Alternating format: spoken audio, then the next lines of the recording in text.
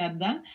C'est doublement intéressant parce que l'on sait que c'est des gens, des économistes, c'est des globalistes, c'est la famille Rothschild, la famille Agnelli sont actionnaires aussi de la revue The Economist, c'est Fiat Massoretti. Ouais, je pense que c'est la famille Agnelli, c'est Fiat puis Massoretti sont actionnaires de The Economist. Ça a été publié quand, cette revue-là? Ben, elle, c'est 2019. Ouais. Puis l'autre à droite, c'est 2020. OK, parce que tu regardes en 2019, on voit un pangolin ici, hein? Tu vois-tu le pangolin? Oui, En bas, à gauche. je vais en parler plus tard. OK. Je m'en vais là, je vais analyser celle de droite avant rapidement parce que je ne veux pas passer énormément de temps là-dessus. Vous pourrez faire vos recherches. Je déteste tellement ça, cette expression-là. Ah oui, on peut plus l'utiliser. Non, c'est rendu une rigolade ou une insulte, là. C'est rendu une insulte. Le Monde en 2019, en passant, c'est la 33e édition de The Economist. Oh, 33e, mais ça sonne franc-maçon, ça. Ça sonne mystère. Donc, je vais aller dans celle de droite de 2020. Hein, on dit The World in 2020, puis Trump apparaît. Là, rapidement, je vous avais tout compris qu'ils ont voulu faire comme un test qu'on passe quand on va chez l'optométriste, un test de vue du plus gros au plus petit pour aller tester notre capacité à percevoir de loin les mots. Hein? Fait que c'est quand même habile comme couverture. Le 2020, il est moitié rouge, moitié vert. Est-ce que ça symbolise que ça passe ou ça casse, que Trump va passer ou va débarquer en 2020? Qu'est-ce qu'on peut lire de ça? Pas grand-chose. Fait qu'on a Trump, on a le Brexit. Fait que le Brexit, 31 janvier 2020, l'Angleterre est sortie de l'Union européenne. AI, c'est l'intelligence artificielle. Artificial Intelligence. Tokyo, c'est les Jeux olympiques de Tokyo qui ont été remis, je pense, en octobre 2021. Mars, possiblement, les explorations sur Mars par la NASA et Elon Musk, je pense. Mais tu sais-tu à quelle date que ça est sorti, ça? Parce que sinon, est-ce que c'est une revue qui est prophétique? Ou bien ça a été imprimé, la revue, après que tous ces événements-là aient été connus? Comme par exemple, quelle date on sait que les Jeux olympiques de Tokyo ont été remis, ont été cancellés aux alentours de avril, je crois? Alors, est-ce que l'impression de la revue s'est faite avant avril ou après avril? Oui, c'est clair, oui. Si je me trompe pas, c'est publié à peu près vers le mois de novembre. Je suis pas certaine de ce que je dis, là, mais mettons, la revue de 2019 aurait été publiée en novembre 2018. Fait que est-ce que c'est la même chose avec celle de 2020? Novembre 2019, on a publié 2020. Mais c'est à vérifier, là, je sais pas, mais ça peut être un détail intéressant à les vérifier. Mars, le climat. Xi, c'est Xi Jinping, là, le président de la Chine. Récession. Est-ce qu'on nous annonce une récession? Modi, c'est le premier ministre indien. Qu'est-ce qu'il fait dans l'histoire? J'ai pas beaucoup suivi l'Inde. J'ai pas vu popper tant de choses, mais il y a peut-être quelque chose qui le concerne. L'Expo, ça, c'est l'Expo aux Émirats arabes unis, que ça aussi, c'est un événement qui a été remis. Ça devait se passer, je pense que c'est en avril, ça aussi. Et c'est en fait un expo qui s'appelle « Connecter les esprits, créer l'avenir ». Et c'était la promotion des villes intelligentes, la 5G.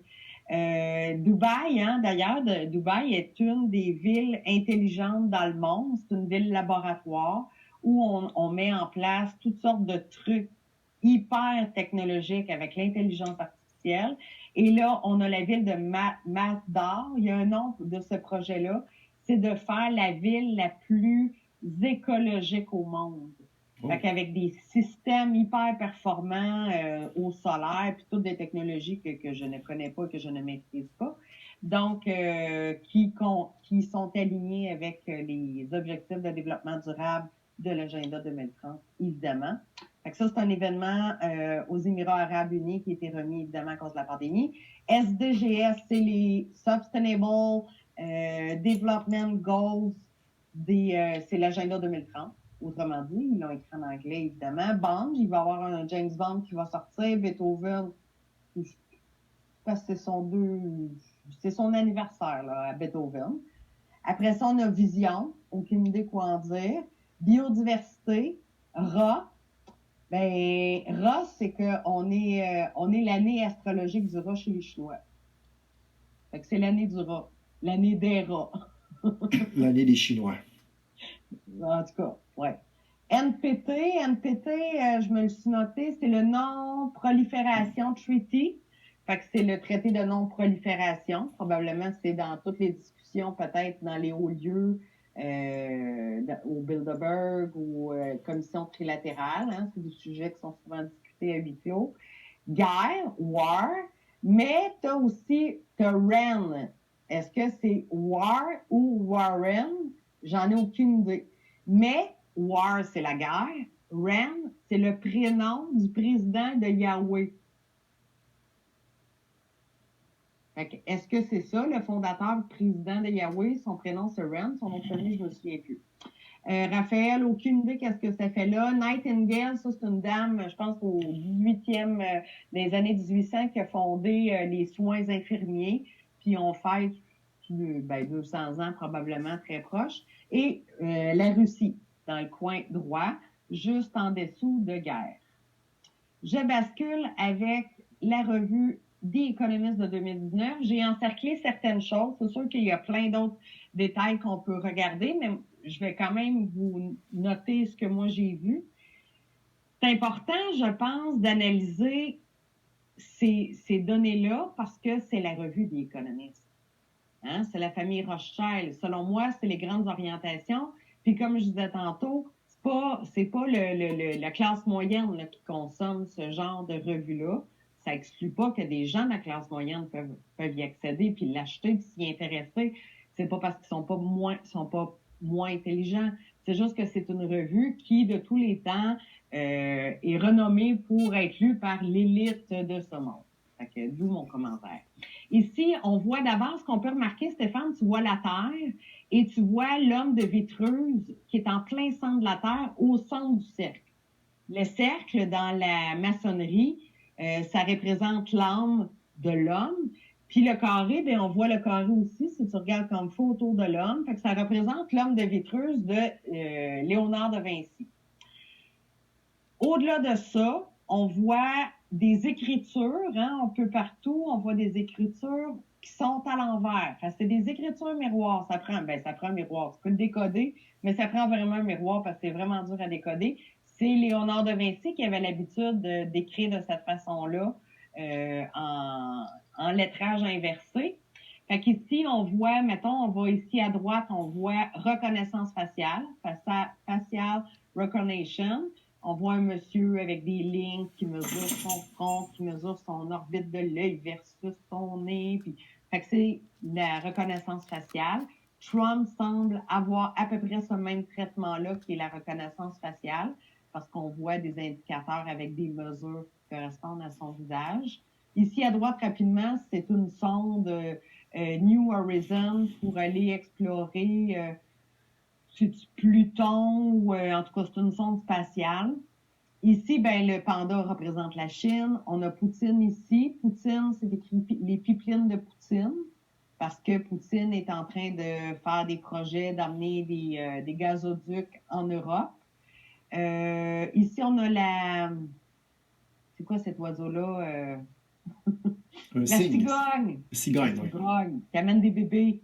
Fait que la cigogne, elle amène je sais pas si on voit bien, là, mais elle transporte dans son sac un code barre. Fait que la cigogne est réputée à porter des bébés dans son bec, mais là, ici, on a un code barre. C'est quand même pas banal comme message. Ensuite, si on va sur le Léonard de Vinci, il y a un téléphone qui semble être un téléphone Android. On a un tatou d'ADN sur son avant-bras. On a une feuille de pote.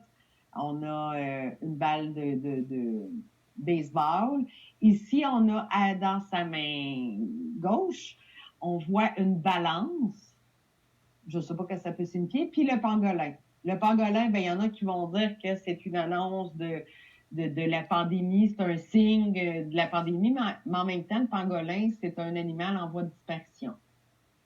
Fait que c'est peut-être juste ça que ça veut venir signifier. Aucune idée des prétentions du pangolin. Et là où je vais attirer votre attention, c'est le logo entre la Chine, Poutine. OK? C'est ça. C'est les 4 chevaliers de l'Apocalypse. Oh boy. Et ça, selon moi, que The Economist aille mettre les 4 chevaliers de l'Apocalypse, c'est un petit peu inquiétant. C'est probablement pas banal. C'est sûrement pas pour faire beau, pour combler un espace dans le graphisme de l'image. Qui sont les 4 chevaliers de l'Apocalypse? J'ai mis rapidement, là, mais pour vous dire que c'est pas banal ce qu'ils ont fait là. Le cheval blanc, c'est l'arrivée de l'Antéchrist qui vient pour tromper, pour conquérir et pour détruire. Je regardais, voici parut un cheval blanc. Celui qui le montait avait un arc, une couronne lui fut donnée et il partit en vainqueur et pour vaincre. Pourquoi je dis que c'est l'Antéchrist? C'est des théologiens, c'est à force d'étudier les prophéties bibliques qu'on sait qu'on parle ici de l'Antéchrist et non pas de Jésus. Le cheval roux, la guerre, et il sortit un autre cheval roux. Celui qui le montait reçut le pouvoir d'enlever la paix de la terre afin que les hommes s'égorgeassent les uns les autres et une grande épée lui fut donnée. Le cheval noir, c'est la famine. Quand il ouvrit, Stéphane? La famine. Quand il ouvrit le 3e sceau, j'entendis le 3e être vivant qui disait « Viens ». Je regardai, et voici parut un cheval noir. Celui qui le montait tenait une balance dans sa main, et j'entendis au milieu des 4 êtres vivants une voix qui disait « Une mesure de blé pour un denier, et 3 mesures d'orge pour un denier, mais ne fait point de mal à l'huile et au vin. » Fait qu'ici, on parle de rations. C'est vraiment les rations. Puis dans l'image, tantôt, on a vu qu'il y avait une balance. D'un côté, il y avait 5 personnes, puis dans l'autre plateau, il y avait 4 personnes. Est-ce qu'il y a un lien avec le cheval noir de l'Apocalypse? Aucune idée. Cheval pâle, guerre, famine, peste, mortalité de Mars. Je regardais, et voici, parut un cheval d'une couleur pâle. Celui qui le montait se nommait la mort, et le séjour des morts l'accompagnait. Le pouvoir leur fut donné sur le corps de la terre pour faire périr les hommes par l'épée, par la famine, par la mortalité, par les bêtes sauvages de la terre. Fait qu'on trouve ça dans Apocalypse 6, versets 1 à 7. Fait qu'on, c'est assez lourd comme signification de mettre les 4 cavaliers de l'Apocalypse sur la couverture. Ouais, toi, tu ferais-tu un parallèle avec ces 4 chevaliers de l'Apocalypse, comme tu les appelles, et ce qui se passe présentement avec le virus, la pandémie et les conséquences à venir sur, par exemple, tout ce que tu viens de nommer, là? Les 4 chevaliers. Moi, écoute, je suis très, très prudente, puis je veux pas, tu sais, Dieu seul